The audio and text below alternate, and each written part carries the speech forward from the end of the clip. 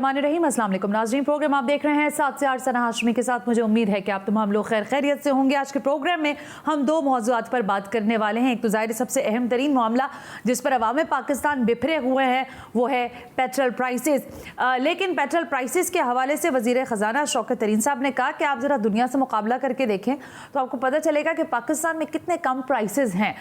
ठीक है, तो इस तरह मामले पर बात कर लेंगे और दुनिया के तो नहीं लेकिन जिन दो ममालिक का उन्होंने तकाबली जायजा लिया उसी हवाले से हम भी आज के शो में बात करेंगे।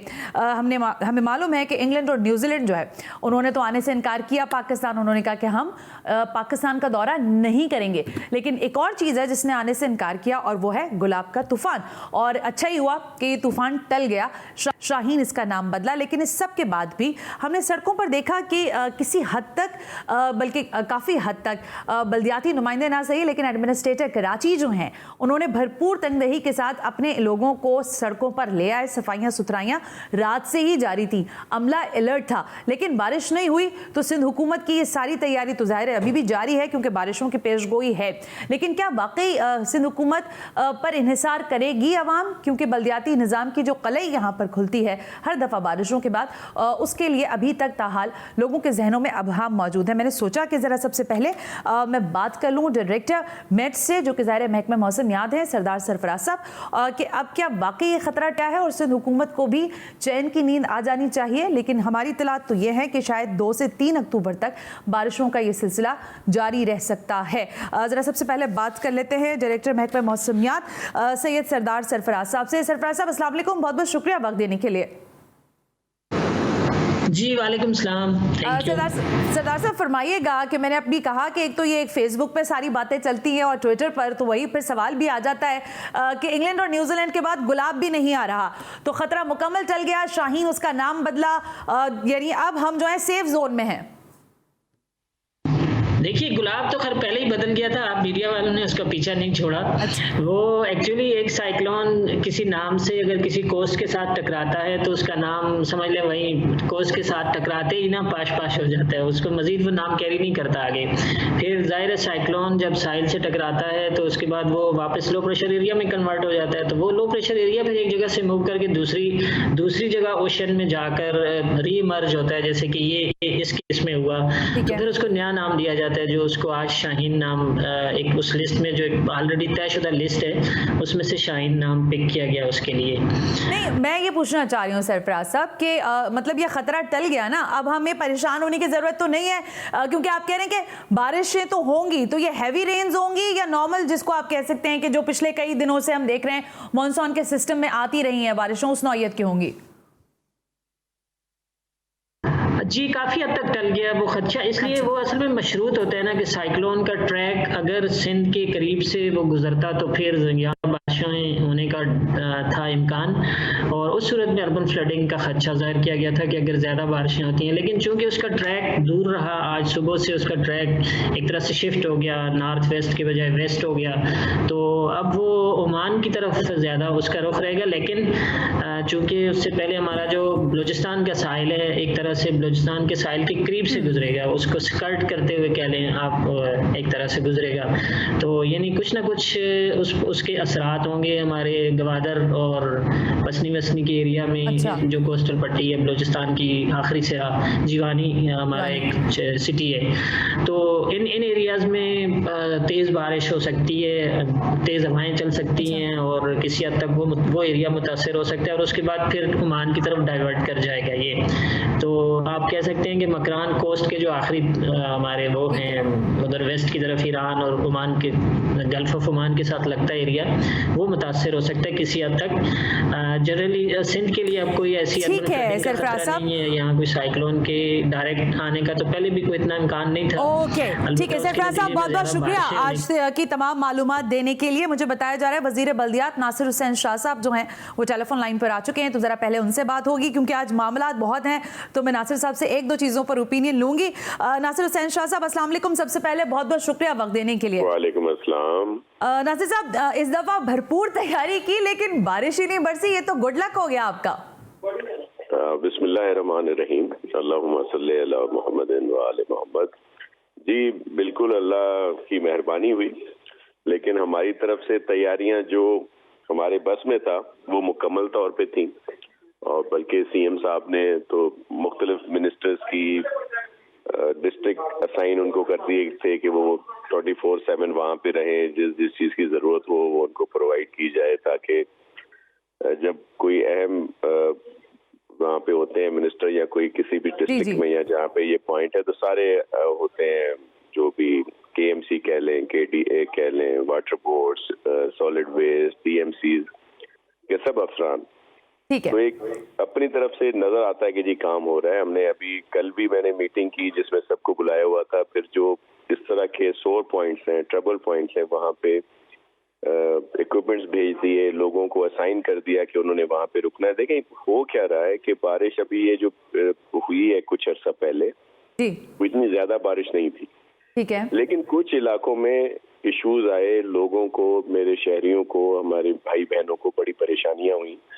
उसकी वजह क्या निकली कि बहुत सारे मेरे पास क्लिप्स हैं जो मैं आपको भेज भी दूंगा, कभी आप चलवा भी दीजिएगा, कि हर्डल्स डाले गए, रुकावटें, कहीं पे बड़े बड़े पत्थर, पता नहीं क्या क्या, वो जो कि वो स्मूथली पानी वहां से निकल ना सके। तो ये मुर्जा भी रहे, वहाब साहब भी खुद उसमें रहे, सईद साहब, हम लोग या दीगर बहुत सारे जो थे ऑन रोड रहे, देखते रहे, सीएम साहब मॉनिटर करते रहे ताकि मसाइल कम हो। लेकिन ये जब देखते हैं हम कि इस तरह की हिंड्रेंसेस डाली जाती हैं, हर्डल्स क्रिएट किए जाते हैं सिर्फ पॉलिटिकली पॉइंट स्कोरिंग के लिए, तो मैं सबसे रिक्वेस्ट करूंगा कि खुदारा ऐसा ना करें। वैसे जो भी एक दूसरे से पॉलिटिक्स अपनी जगह पे, लेकिन शहरियों लोगों को के लिए मसाइल ना खड़े किए जाए। बिल्कुल सोचू इस तरह की पॉइंट स्कोरिंग ना की जाए, पॉइंट स्कोरिंग ना की जाए इंडोर्स। नासिर साहब, ज़ाहिर अब आप मौजूद हैं तो मैं एक सवाल करके फिर आगे आपसे जरा कुछ पॉलिटिकल सिनेरियो बदल रहा है उस पर बात करना है मुझे आपसे।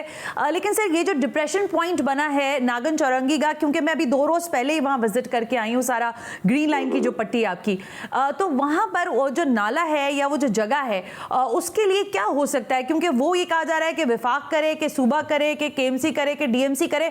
असल में तो वो जो नागन चौरंगी के अहाते के करीब के लोग हैं वो उससे बड़े परेशान हैं, और आपको पता है कि वहां पानी का फॉल ज्यादा है क्योंकि पहाड़ों से भी पानी आ रहा है और फिर गटर भी उबल रहा है वहां पर। देखें बिल्कुल इशू है वहां पे, और आपने अगर खुद विजिट किया है तो ये भी आप अगर उस वक्त भी हो जब पानी वहां होता है, तो एक साइड पे पानी होता है ग्रीन लाइन के स्ट्रक्चर के, और उसकी दूसरी साइड पे बहुत वाज़ेह फर्क है, बहुत कम पानी होता है क्योंकि वहां से उसका अखराज नहीं हो रहा होता। तो 1-2 जगहों को बेहतर कर रहे हैं। देखें हम कोई फेडरल गवर्नमेंट पे नहीं लगा रहे कि जी उनकी वजह से सारा कुछ हो रहा है, जिम्मेदारी हमारी बनती है।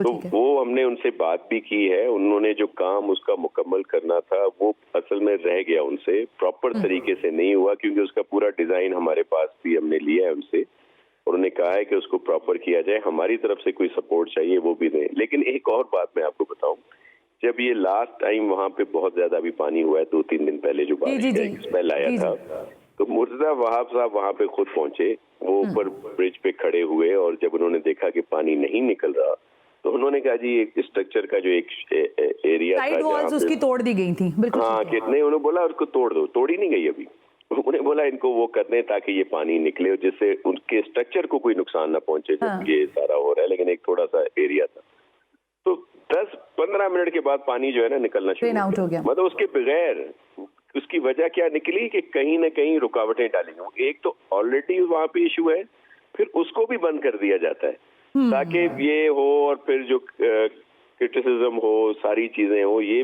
सोचे बगैर कि वहाँ के लोगों को कितना परेशानी होती है, बुजुर्गों को, मेरी माओ, बहनों, बेटियों को, बच्चों को, ये नहीं सोचते। और इसी तरह सही है, लेकिन इस दफा तो अच्छी बात ये देखने में आ रही है कि वजीर बल्दियात भी पाकिस्तान पीपल्स पार्टी के कमिश्नर कराची का पोर्टफोलियो नहीं कहता, लेकिन वो भी समझ लें आप पाकिस्तान पीपल्स पार्टी नवाज ही, और फिर एडमिनिस्ट्रेटर कराची भी, तो कोऑर्डिनेशन तो बड़ी अच्छी होनी चाहिए और लोगों के मसले हल हो जाने चाहिए ना नासिर साहब। तो देखें, मैं आपको वही कह रहा हूँ कि मसले तो हल हो रहे हैं, लेकिन जो आप कह रही हैं पीपल्स पार्टी से ताल्लुक रख रहे हैं, जो इनसे ताल्लुक नहीं रखते वो अगर ये करम फरमाई ना फरमाएं, इस रुकावटें ना डालें, बहुत ज्यादा बेहतरी आएगी। कुछ रुकावटें डालते हैं तो उनकी वजह से ये सारे इश्यूज आ रहे हैं। मैं उनसे अपील करता हूँ कि प्लीज ऐसा ना करें, हर्डल्स क्रिएट ना करें। नासिर हुसैन शाह साहब कह रहे हैं, बिल्कुल ठीक है। जानी पहचानी आवाज है। किसी टाइम पे हमारे ये बड़े आइडियल हुआ करते थे, जब कप्तान थे। अच्छा, जब कप्तान थे। अब जब मेहरबान हुए हैं वजीर आजम बनकर आप पर और इस अवाम पाकिस्तान पर, तो ये जो पेट्रोल प्राइसेस हैं इसका क्या करें हम सब? नासिर साहब देखें, ये खुद कहा करते थे, आपने इनके इसको थोड़ा सा और भी मैं इंतजार ही कर रहा था कि और भी चीजें आप सुनवाएंगी इनकी, क्योंकि मैं चाह रही थी आप कहीं ऐसा ना हो कि एंगेजमेंट हो आपकी तो मैं आपको कम ही सुनवाऊं। कुछ जब भी इस तरह की चीज महंगी होती है तो उसमें वजीर आजम करप्ट होता है। हाँ, ये बोला है उन्होंने, तो ये कई दफा बोला है, तो अब उस पर हम लोग क्या कहें। फिर मुझे हैरत इस बात पे होती है कि इनके जो वफाकी वज़रा साहिबान हैं, इनके कुछ तर्जमान साहिबान हैं, और वो आकर फिर डिफेंड करते हैं इन सारी चीजों को। अब नई चीज उन्होंने पकड़ी हुई है कि जी देखें, पूरी दुनिया से जो पेट्रोल है यहाँ पे उसकी कीमत बहुत सस्ती है, लेकिन ये नहीं बताते कि इन्होंने डॉलर के मुकाबले में रुपए का क्या हाल किया है। वो नहीं बताते कि उसको कितना डी वैल्यू किया है, और फिर अब मवाजना ये करते हैं। फिर इनके वफाकी वजीर साहब आके कहते हैं कि जी वो महंगाई जो है वो 20% जो है वो 20% है, तनख्वाहें हमने 37% बढ़ा दी। उल्टी बात करते हैं कि वैसे 40% महंगाई बढ़ी है, तनख्वाहें 20% है, वो भी तनख्वाहदार तबका होता कितना है।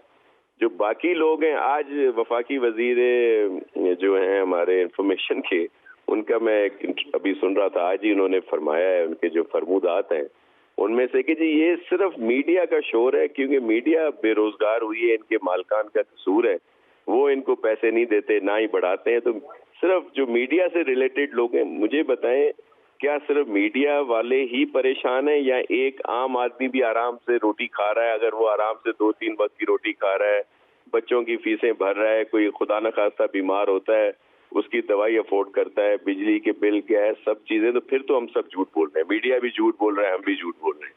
ठीक है। तो ये इनकी देखें इनकी किस तरह की इनकी बातें हैं कि सिर्फ जो देखिए नासिर साहब, मुक़द्दे कलामी की मुझे माफ़ी दीजिएगा। देखिए पेट्रोल प्राइसेस हो या डॉलर का मामला हो, हर हुकूमत जब भी ये बढ़ता है मामला तो ज़ाहिर हुकूमत पर कड़ी तनकीद होती है और होनी भी चाहिए, इसमें बिल्कुल दो राय नहीं है।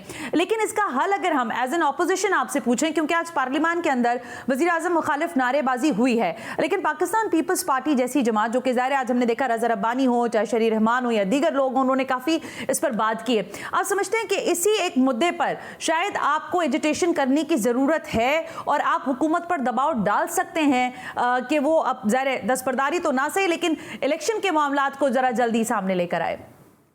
देखिए, इस पे तो एहतजाज हो रहा है ना, इस पे तो हमेशा बात उठाई जाती है। आज भी पूरी सिंध में मुख्तलिफ शहरों में मुख्तलिफ दिनों में एहतजाज हो रहा है महंगाई के खिलाफ, जो इनकी इस तरह की पॉलिसीज हैं उनके खिलाफ, या पूरे मुल्क में जहां जहां पाकिस्तान पीपल्स पार्टी के लोग हैं वो भी कर रहे हैं। इसी तरह अपोजिशन की दीगर पार्टीज भी इसी तरह का वो कर रही हैं, इनके खिलाफ एजिटेशन हो रहे हैं। कोई चुप करके नहीं बैठा हुआ।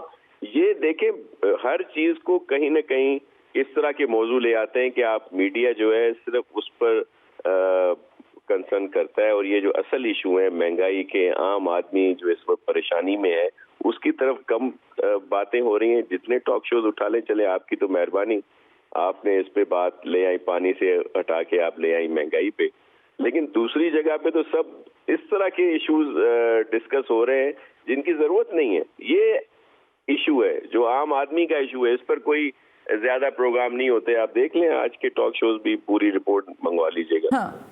तो मेरा कहने का मकसद ये है नासिर साहब, आपको लगता है कि ये इस वक्त जो फ्रेम है ज़ाहिर हुकूमत का, इसी फ्रेम के साथ एजिटेशन होती रहेगी, हुकूमत चलती रहेगी, आवाम पिसती रहेगी, अल्लाह अल्लाह खैर सल्लाह, जनरल इलेक्शंस आ जाएंगे और मामलात वहीं ठहरे रहेंगे? क्योंकि फिच की रिपोर्ट तो ये कह रही है कि ये डॉलर जो है ये शायद 180 तक क्रॉस कर जाए। अच्छा, ज़ाहिर ओपन मार्केट का तो हम नहीं कर सकते कुछ, लेकिन इंटरबैंक मार्केट के अंदर तो रोक सकते हैं ना, तो वहां पर भी कार्रवाई नहीं हो रही, वहां पर भी काम नहीं हो रहा है। इसका मकसद है कि आई एम सॉरी, लेकिन स्टेट बैंक ऑफ पाकिस्तान को इसको मॉनिटर करने की जरूरत है फिर।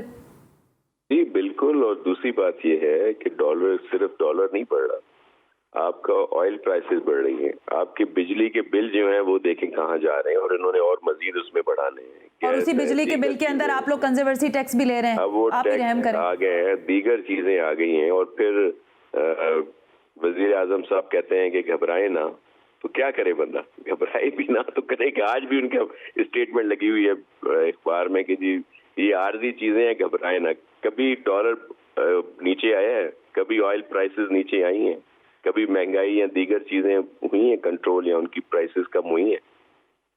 बिजली देख लें क्या उस पे है। तो ये सिर्फ इनकी बातें हैं और यही इनको ले डूबेंगी। और आप देखें जब भी इलेक्शन होते हैं, फौरी होते हैं या 2023 में होते हैं, इनको एक सीट भी नहीं मिलेगी। थैंक यू नासिर हुसैन शाह साहब, बहुत बहुत शुक्रिया हमसे बात करने के लिए। पाकिस्तान में पेट्रोल की कीमतें तारीख की बुलंद सतह पर हैं, लेकिन आज शौकत तरीन साहब ने कुछ कहा तो हमने सोचा कि ज़रा हम भी कुछ डबल चेक कर लें। तो कुछ हमने आपके लिए टेम्पलेट्स तैयार किए ताकि देख भी सकें आप कि पेट्रोल प्राइसेस का जो जायज़ा बताया जा रहा है वो किस हद तक है। आज जो है कहा गया वफाकी वजीर, जैसे मैंने कहा कि वजीर ख़जाना शौकत तरीन साहब ने, उन्होंने कहा कि इस वक्त पाकिस्तान में जो पेट्रोल प्राइसेस हैं उसकी कीमत हमें मालूम है कि 127.30 रुपए तक पहुंची है। ये आपके सामने आ रहा है। अगर डॉलर में इस कीमत का हम तायुन करेंगे तो ये तकरीबन 0.70 होगी। इंडिया में पेट्रोल की इस वक्त कीमत बताई जा रही है, मकामी करेंसी जो है इंडिया की, उसमें 105 रुपए फी लीटर है, लेकिन पाकिस्तानी रुपए में अगर आप इसको कन्वर्ट करेंगे तो ये 230 रुपए बनेगी। लेकिन क्योंकि पाकिस्तानी रुपए की कदर इंडियन करेंसी के मुकाबले में कम है, इसलिए ये आपको प्राइस नजर आएंगे। इसी तरह उन्होंने इंडिया दिया बांग्लादेश का, तो बांग्लादेश का जो टका है यानी उनकी जो मकामी करेंसी है उसमें ये मिल रहा है 89 रुपए का, यानी 89 टके का, सॉरी। और अगर इसको आप पाकिस्तानी रुपये में कन्वर्ट करेंगे तो ये 178 रुपीस पाकिस्तानी बनेगा। ये जायजा दे रहे थे वफाकी वजीर खजाना शौकत तरीन साहब। लेकिन इसी जायजे पर अवाम पाकिस्तान ने भी कुछ कहा है, वो सुनवाती हूँ, ब्रेक लेती हूँ। ब्रेक से वापस आकर जरा हुकूमत वक्त से बात करते हैं और मुस्लिम लीग नवाज से, जो कि पंजाब में बड़े तगड़े अंदाज से मुकदमा लड़ रही है, लेकिन अवाम पाकिस्तान क्या कह रही है वो सुने और उसके बाद एक ब्रेक।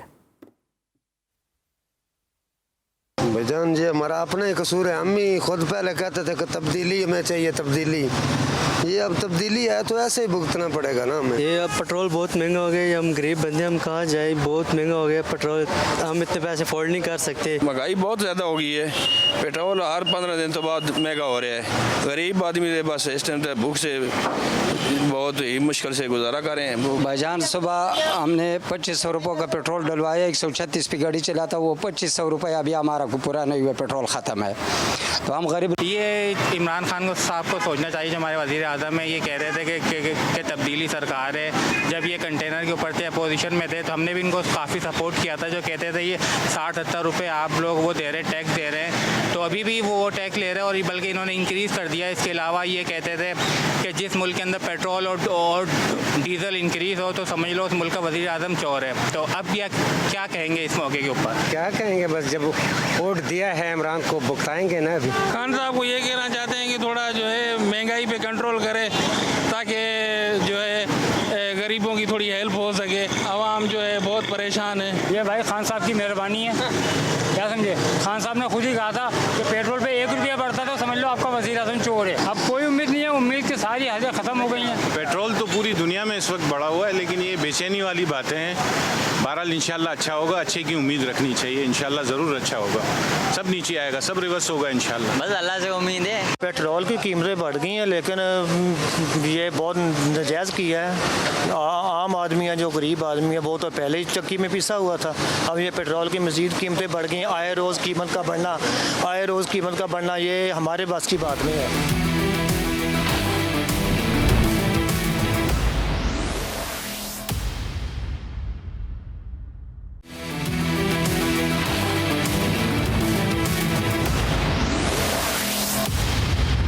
वेलकम बैक नाज़रीन, हम ब्रेक पर थे और ब्रेक पे जाने से पहले आपने नासिर हुसैन शाह साहब को सुना, जो कि ज़ाहिर पाकिस्तान पीपल्स पार्टी की नुमाइंदगी कर रहे थे। अब मुझे ज्वाइन करने वाली हैं उज़्मा कारदार, जो कि रहनुमा पाकिस्तान तहरीक इंसाफ की, और उनके साथ ज्वाइन कर रहे हैं MNA चौधरी जाफर इकबाल साहब। दोनों शख्सियात का बहुत बहुत शुक्रिया। ज़ाहिर हम अभी तक जो बात पहुँच चुके हैं, जिस पर डिबेट हो रहा है, जिस पर आवाम की राय भी आप लोगों ने सुनी कि पेट्रोल प्राइसेस बढ़ गए हैं, तो तमाम तर लोग जो हैं वो ये इस बात से नाला हैं और ये सुनना चाहते हैं कि जिस वज़ीर वज़ीर आज़म ने ये कहा था कि अगर 1 रुपया भी बढ़े तो समझें कि वज़ीर आज़म चोर है। तो उज़्मा साहिबा, फिर हुकूमत वक्त आप हैं, दसबस्ता आपसे सवाल करना चाहेंगे, फरमाइएगा कि क्या वजूहात हैं पेट्रोल प्राइसेस को बढ़ाने की मुसलसल बुनियादों पर, और वो राय फिर कहाँ रह गई जिसकी तब्दीली का नारा लेकर आप आए थे? बहुत शुक्रिया, आपने मुझे इनवाइट किया। देखिए, सबसे पहले तो ये बात है कि प्राइम मिनिस्टर इमरान खान को कोई खुशी नहीं होती अगर पेट्रोल की कीमत बढ़ती है। वो बहुत एक भारी दिल के साथ जो है वो इसकी अप्रूवल देते हैं, और उसकी वजह ये है कि जो ऑयल है, जो तेल है, जो पेट्रोल है, पेट्रोलियम प्रोडक्ट्स हैं, वो हम इंपोर्ट करते हैं, हमारे अपने मुल्क में नहीं प्रोड्यूस होती है। जब हम बाहर से मंगवाते हैं तो अब $80 पर बैरल इस वक्त कीमत बढ़ गई, 35 से ये ऊपर आते आते अब 80-85 पे आ गई है। अब अगर ये कीमत जो है उसको आगे जाहिर है उसी तरीके से हम आगे भी आवाम को भी उसी फिर कीमत पे देना पड़ता है। लेकिन हैविंग सेड दैट, अगर अब बाकी खित्ते में जो ममालिक हैं, जिसमें इंडिया है, बांग्लादेश है, उसमें श्रीलंका है, वहां पे आप कंपेयर करें तो अभी भी पेट्रोल सबसे सस्ता जो है वो पाकिस्तान में ही मिल रहा है। तो ये आप जैसे थोड़ा सा रिलीफ मिलेगा, आपको पता है कोविड का अब खत्म हो गया है और तेल की मांग दोबारा बढ़ गई है पूरी दुनिया में, इसलिए कीमत ऊपर चली गई है। जैसे ही थोड़ी स्टेबलाइज होती है तो उसका रिलीफ फौरन इंशाल्लाह ताला वो अवाम को पहुंचाया जाए इंशाल्लाह। और माशाल्लाह और सुभान अल्लाह पे स्ट्रैटेजी है अभी तक। उज़्मा साहिबा, मैं आती हूँ दोबारा आपकी तरफ, लेकिन मुझे ये बताइएगा पहले, फिर मैं जा रही हूँ जरा जाफर साहब की तरफ, लेकिन ये बताइएगा कि जब हम कंपैरिजन कर रहे हैं, श्रीलंका का आपने तस्करा फरमाया, आप बांग्लादेश का कह रही हैं, इंडिया का कह रही हैं, तो मैडम लोग सुनना चाहेंगे आपसे कि वहां पर क्या डॉलर इसी तेजी से राइज अप दे रहा है? क्या उनका रुपया, उनका टका, उनकी इकोनॉमी, उनका पैसा इसी तरह गिरावट का शिकार है जो इस वक्त पाकिस्तान में है और जिसका अंदेशा बताया जा रहा है कि ये 200 क्रॉस कर सकता है? वहाँ एक तो मैं आपको बताती चलूं कि इंडिया में ग्रोथ रेट अभी भी वो तकरीबन नेगेटिव से बमुश्किल अब 1 तक पहुंची है। हमारी कोविड के मुश्किल तरीन हालात में भी ग्रोथ रेट जो है वो 3.94 तक रही है, क्योंकि मईशत का पहिया जो है उसको बंद नहीं किया गया और उसको इस तरीके से मैनेज किया गया है कोविड को कि हमारी मईशत में हमारी जो सर्विसेज सेक्टर है वो 4% उसकी ग्रोथ रही, हमारे इंडस्ट्रियल सेक्टर की जो है 2.5% रही, हमारे एग्रीकल्चर जिसकी ग्रोथ ये 0% पे छोड़ के गए थे वो भी अल्हम्दुलिल्लाह 2.5% पे उसकी ग्रोथ है।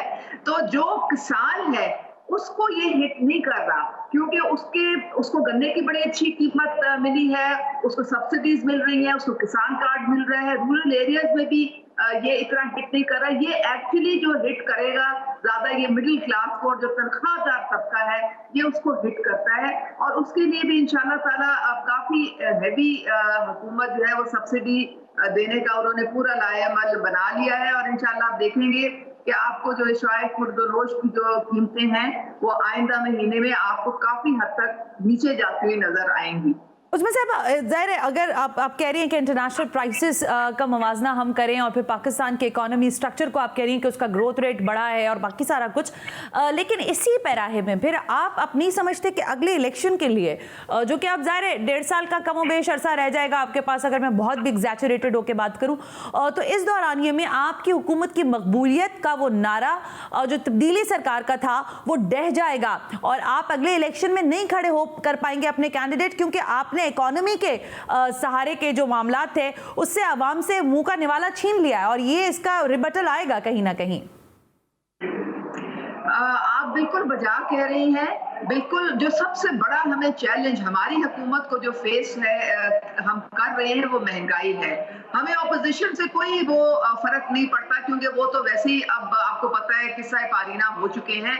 हमारा जो हदफ है वो ये है कि हर हालत में हमने महंगाई को कंट्रोल करना है, और अगर हम इसमें नाकाम होंगे तो आप बिल्कुल सही कह रही हैं कि अगले इलेक्शन में हमें बहुत मुश्किल सूरत हाल का सामना करना पड़ेगा। आपने डॉलर के मुतालिक जो पूछा था, देखिए ये पिछली हुकूमतें जो है ये मसनूई तरीके से डॉलर को ऊपर रखती थी। आप आपका रुपया उतना ही मजबूत होता है जितनी आपकी इकोनॉमी मजबूत होती है।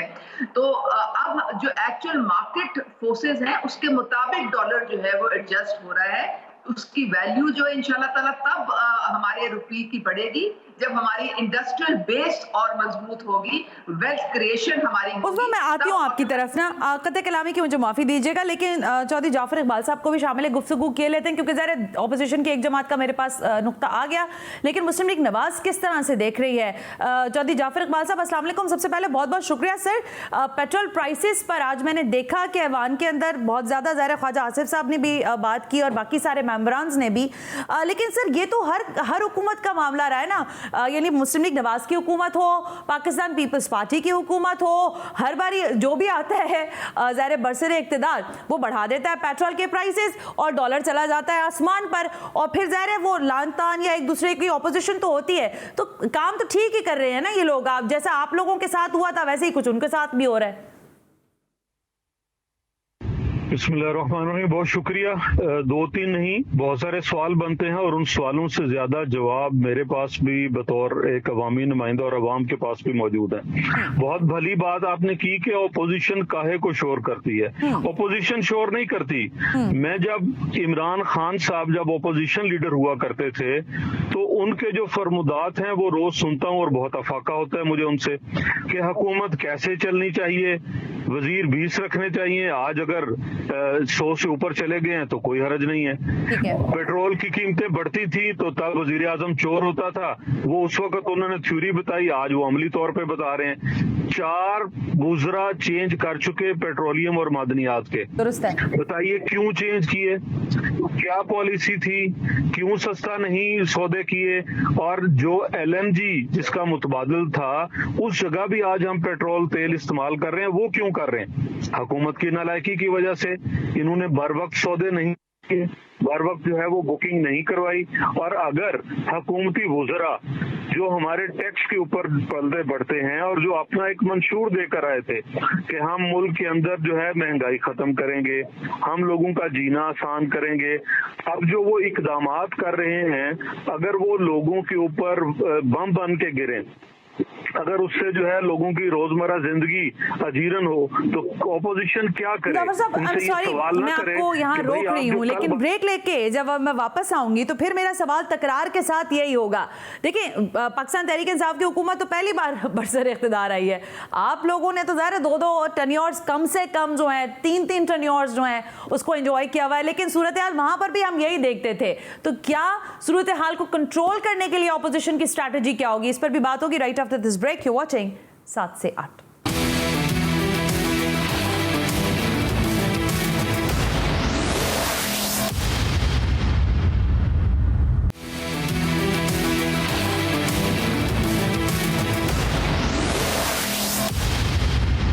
वेलकम बैक नाज़रीन, हम ब्रेक पर थे और ब्रेक पे जाने से पहले उज़्मा कारदार और चौधरी जाफर इकबाल साहब से हमारी बात हो रही है। मुझे ये बात कम से कम अच्छी लगी उज़्मा कारदार साहिबा आपकी कि आप एडमिट कर रही हैं कि अगर यही कारकर्दगी रही और महंगाई आप नहीं कंट्रोल कर सके तो फिर अवाम पाकिस्तान में जब जाने का वक्त आएगा जनरल इलेक्शन के लिए तो शायद आप उस अंदाज से ज़ाहिर है अपनी सीट्स ना उठा पाएँ जो कि माजी में आपके सामने रही हैं। लेकिन उज़्मा एक चीज़ हम जानना चाहेंगे, ये जो विद इन द पार्टी फिर इसका मकसद है जो कॉन्फ्लिक्ट्स की बातें आ रही हैं, यानी हुकूमत के ही बहुत सारे अरकान जो हैं वो काबीना के अंदर बैठकर भी ये बात कर रहे हैं कि अगर हमारी कारकर्दगी इस नौयत की रही तो फिर हम शायद अवाम के पास जाने को तैयार नहीं होंगे। तो इसका मकसद है ये confusion with in the party भी मौजूद है और पार्टी के लोग इस बारे में पूरी तरह आगाह हैं कि इस सिचुएशन में पाकिस्तान तहरीक इंसाफ के परचम तले रहना अब उनके बस की बात भी नहीं रही।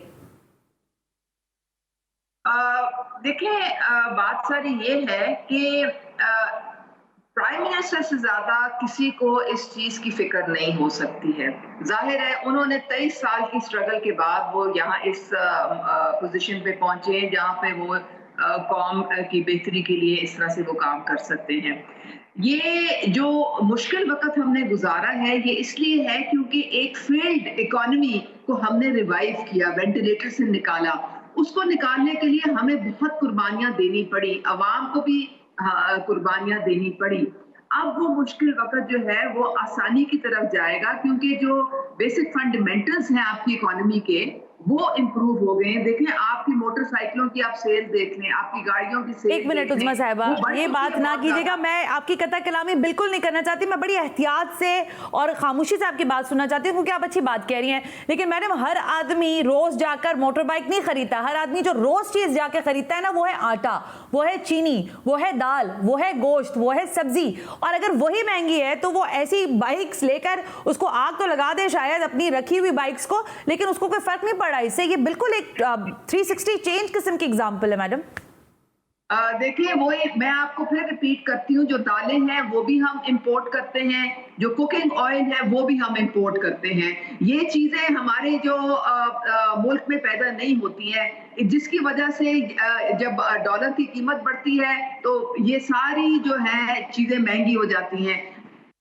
जो हमारी होम ग्रोन चीजें हैं वो आपको सस्ती मिलेंगी। और दूसरे, शौकत तरीन साहब की आपने वो सुनी होगी प्रेस कॉन्फ्रेंस उन्होंने 2-4 दिन पहले की थी कि 30 से 40% लोगों को जो गुर्बत की लकीर के नीचे हैं, कैश ट्रांसफर्स का जो एक सिस्टम है वो लाया जा रहा है। एक हैवी सब्सिडी जो है वो अजनास के ऊपर दी जा रही है। आप अगले महीने तक आप देखेंगे कि जो खाने पीने की अशिया है उसमें कदरे जो है वो कमी आएगी। और ये जो बिजली का भी या गैस का है, ये भी जो ऊपर वाले स्लैब है उनको ज्यादा इसका। ओके उज़्मा, आपका पॉइंट आ गया। मैं जरा ये ऑपोजिशन से पूछूं ना, ऑपोजिशन में ज़ाहिर जाफर साहब, हमें मालूम है अब तो पीडीएम तो रही नहीं, पता नहीं किधर खो गई है, लेकिन सर ये इस्तीफों वाला ऑप्शन आप कौन सी सदी और ईस्वी और कब लगाने का सोच रहे हैं? मुस्तकबिल में लगाएंगे, कब लगाएंगे, या तो ये खत्म ही हो गया मामला? जैसे अभी मैं नासिर साहब से कह रही थी, हुकूमत अपना काम करती रहेगी, ऑपोजिशन चुप साधे रहेगी और आवाम मरती रहेगी, यही चलता रहेगा। देखिए इस्तीफों की बात तब की थी जब पीपल्स पार्टी इकट्ठी थी और एक स्ट्रेटजी बनी थी पीडीएम की कि हुकूमत के खिलाफ तहरीक चलाई जाए और उसका एक हिस्सा ये हो कि सारी ऑपोजिशन जो तकरीबन कोई 47% बनती है कौमी असम्बली का, वो इस्तीफे दे दे ताकि एक आईनी बहरान पैदा हो। जाफर साहब, मेरे पास वक्त कम रह गया, वरना आई विश कि मैं आपके साथ कंटिन्यू करती, लेकिन मुझे लोगों को दिखाना भी है कि इस वक्त पाकिस्तान के सोशल मीडिया पर क्या हैशटैग ट्रेंड्स कर रहे हैं। जब मैं और आप बात कर रहे हैं तो चलाइए जरा, इस वक्त ट्विटर पर जो हैशटैग ट्रेंड कर रहा है वो है पेट्रोल प्राइसेस और दूसरा हैशटैग है जाग उठो महंगाई के खिलाफ। तो ये दो हैशटैग्स हैं और मेरे साथ ऑपोजिशन और हुकूमत जो है उनकी जो आज की गुफ्तगू थी वो भी आपने सुनी है। अब देखना यह है कि वाकई ये हैशटैग्स जो हैं जिसमें कहा जा रहा है कि जाग उठो महंगाई के खिलाफ, क्या अवाम पाकिस्तान महंगाई के खिलाफ उठेगी? और अगर उठती है तो फिर हुकूमत कहां खड़ी होगी, ऑपोजिशन कैसे करेगी एहतिसाब, और क्या फिर ऑपोजिशन का भी होगा एहतिसाब? आज के प्रोग्राम से सना हाशमी को इजाजत दीजिए, अल्लाह हाफिज।